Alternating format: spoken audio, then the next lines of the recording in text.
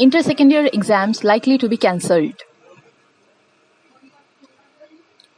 As the central government has cancelled the CBSE Class 12 examination, there is a strong possibility that the Telangana state government may also consider abandoning the plan to take inter-secondary examinations.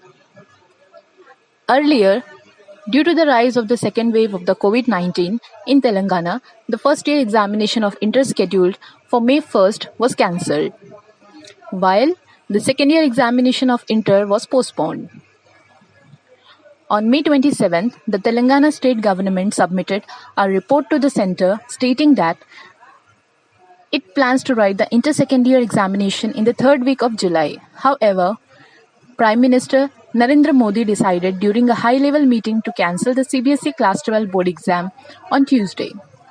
The Telangana government has yet to announce the final decision on the second-year examination. It is estimated that 4,73,967 students submitted the fees for the second-year examinations. Meanwhile, Student Islamic Organization SIO Telangana submitted a letter to Syed Umar Jalil, Secretary of the Intermediate Board BIE, requesting that the second-year examination of inter be cancelled with a view to the second COVID-19.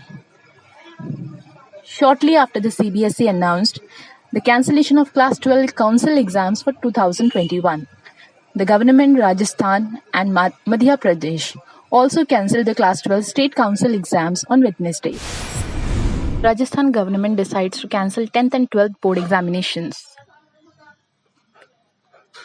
In Rajasthan, the state government has decided to cancel the examinations of Class 10th and 12th of Rajasthan Secondary Education Board.